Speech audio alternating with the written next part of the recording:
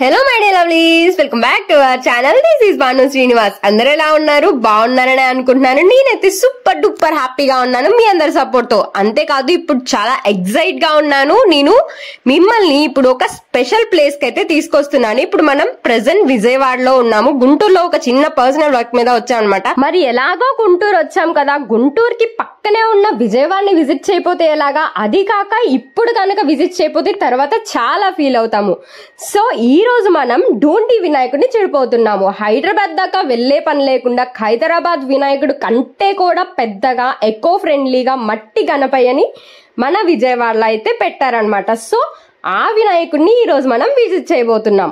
ఇంకా ఇయర్ కి అయిపోయిందిలే, రావటం కుదరదు అనుకున్నాను. బట్ కానీ టైం కి గుంటూరులో వర్క్ పడటం, ఆ వర్క్ కూడా అనుకున్న టైం కి అయిపోవటం, ఇక్కడికి రావడానికి మాకు ఛాన్స్ దొరికింది. అయితే చాలా హ్యాపీగా ఫీల్ అవుతున్నాను. ఇంకా ఎండలో వచ్చాం కదా, సో సోడా అయితే తాగుతున్నాము. ఇదేదో బ్లూబెర్రీ అట, ఓకేగా ఉంది. తీసుకున్నాక తప్పదు కదా, ఇంక అందుకని చెప్పేసి ఆ ఒక్కటే ఇద్దరం షేర్ చేసుకొని కంప్లీట్ చేసాము. ఎండ మాత్రం మామూలుగా లేదు ఫ్రెండ్స్. అసలు మేము వెళ్ళిన రోజు సమ్మర్ టైంలో ఎలా అయితే ఉంటుందో ఆ రేంజ్ లో ఎండ కాస్తుంది. చూస్తున్నారు కదా ఏ రకంగా ఉందో.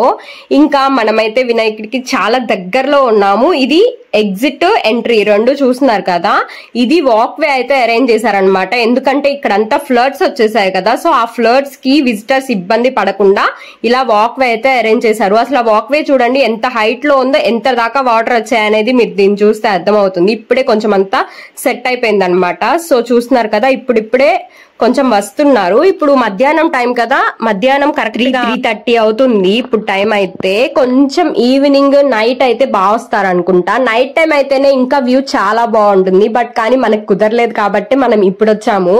నైట్ టైం అయితే చాలా లైట్నింగ్స్ అదంతా సెట్టింగ్ చూస్తున్నారు కదా, ఆ లైట్నింగ్స్ అన్ని వేస్తే ఇంకా అందంగా కనిపిస్తారనమాట స్వామి. చూడండి ఫస్ట్ మనకి ఎంట్రన్స్ వచ్చేసి మణికంఠ స్వామి చూస్తున్నారు కదా. ఇది మట్టి విగ్రహమో లేదంటే నార్మల్ దో నాకైతే ఐడియా లేదు. మీకు కనుక తెలిస్తే కింద కామెంట్ సెక్షన్ లో చెప్పండి. నేనైతే దూరం నుంచి చూసి రాముడు అనుకున్నాను. బట్ కానీ ఒక సైడ్ చూస్తే రాముడు లాగా, ఇంకొక సైడ్ చూస్తే మణికంఠ స్వామి లాగా అరేంజ్ చేశారనమాట. చాలా అందంగా ఉండింది ఆ బొమ్మలు కూడా. ఇంకా నెక్స్ట్ 72 feet హైట్ లో పూర్తిగా మట్టితో తయారు చేసిన మన బొజ్జ గణపయ్యని మనం దర్శనం చేసుకున్నాము. చాలా క్లోజ్ గా చూడండి ఎంత క్లియర్ డీటెయిల్స్ కానీ, ఆ కింద ఆ నెమలి కానీ, ఆ పంచ కానీ, అసలు దగ్గర నుంచి చూస్తుంటే అసలు ఎంత బాగా అనిపిస్తుంది అంటే ఆ ఫీల్, ఆ డిఫరెంట్ ఫీల్ అనమాట. ఇంత పెద్ద విగ్రహాన్ని నేనైతే ఫస్ట్ టైం ఇలా విజిట్ చేయడం. మన విజయవాడకి దగ్గరలో ఉన్న వాళ్ళందరూ అస్సలు మిస్ కాకుండా విజిట్ అవ్వండి. చాలా బెస్ట్ ఎక్స్పీరియన్స్ ఇలా విజిట్ చేయడం మాత్రం.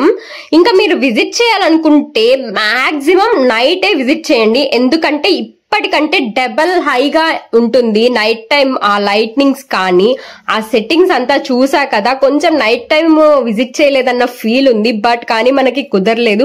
కనీసం విజిట్ చేశాను, అది హ్యాపీ అన్నమాట. ఇంకా నెక్స్ట్ ఇటు సైడ్ వచ్చేసి వరాహ రూపం అన్నమాట. మంచి గోల్డ్ లుక్ ఇచ్చారు. అసలు ఎంత బాగుండిందో ఇది కూడా. మేము వచ్చిన టైంలో అయితే అసలు ఎవ్వరూ లేరు. ఇప్పుడిప్పుడే కొంచెం జనాలు అది వస్తున్నారు. ఇంకా నైట్ అయ్యే కొద్దీ బాగా వస్తారు.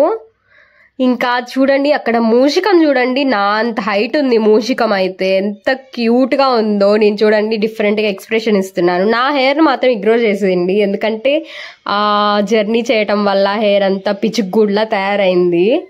ఇంకా విగ్రహాలు చూడండి అసలు ఎంత బాగుండిందో. అక్కడ ఇంకా మళ్ళీ బుజ్జి గణేష్ కూడా ఉన్నాడు కింద.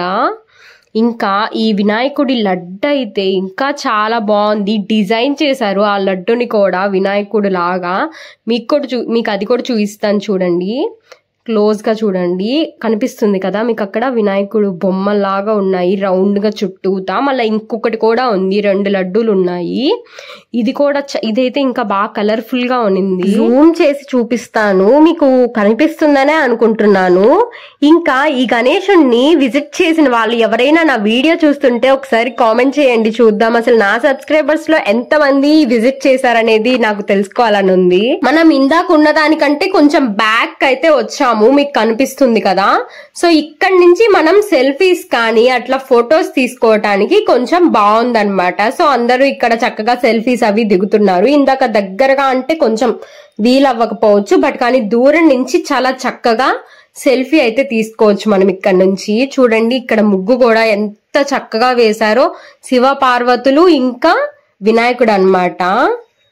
చాలా బాగుంది ఎక్స్పీరియన్స్. ఇక్కడ నుంచి అయితే క్లియర్ గా మొత్తం అంతా నీట్ గా కనిపిస్తుంది. ఇంతకీ ఈ గణేశుడికి డోండి గణేష్ అని నేమ్ ఎందుకు వచ్చిందంటారు? ఎందుకంటే డోండి గణేష్ సేవా సమితి వాళ్ళు ఈ విగ్రహాన్ని నిర్మించారు. సో అందుకని చెప్పేసి డోండి గణేష్ అనేసి నేమ్ అనేది వచ్చింది. విజయవాడలో ఈ ప్లేస్ అసలు ఎక్కడా అని మీకు తెలియాలి అని అంటే పున్నమి ఘాట్ ఉంటుంది కదా, కరెక్ట్ గా ఆ పున్నమి ఘాట్ కి ఆపోజిట్ రోడ్ లో వెళ్ళండి. ఆపోజిట్ రోడ్ లో వెళ్తే మీకు ఆర్టీసీ బస్ స్టాండ్ డిపో కనిపిస్తుంది. సో ఆ డిపో పక్కనే అన్నమాట ఇది వచ్చేసి.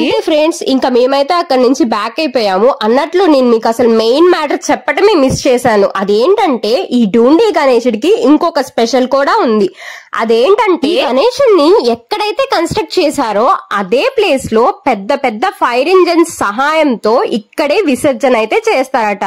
సో అది చూడటానికి చాలా అంటే చాలా కనుల విందుగా ఉంటుంది. మరి ఆ ప్రోగ్రామ్ ని చూడాలనుకున్న వాళ్ళు మరి ఆ రోజు వచ్చి చక్కగా ఎంజాయ్ చేయండి. నా ఛానల్ ని సబ్స్క్రైబ్ చేసుకొని నన్ను సపోర్ట్ చేసిన నా సబ్స్క్రైబర్స్ అందరికి చాలా చాలా థ్యాంక్స్ ఫ్రెండ్స్. అంటే ఫ్రెండ్స్ మరి ఇవాల్టి వ్లాగ్ మీకు నచ్చిందని అనుకుంటున్నాను. మరి వీడియో నచ్చితే లైక్, షేర్ అండ్ కామెంట్ చేసి మన ఛానల్ ని సబ్స్క్రైబ్ అవ్వండి. సబ్స్క్రైబ్ అయితే సరిపోదు కదా, బెల్ ఐకాన్ కూడా ప్రెస్ చేయాలి. బెల్ ఐకాన్ ప్రెస్ చేస్తేనే నా వీడియోస్ నోటిఫికేషన్స్ ఎప్పటికప్పుడు మీకు అందుతాయి. సో బెల్ ఐకాన్ కూడా ప్రెస్ చేయండి. ఇంకా అంతే. Love you all, bye.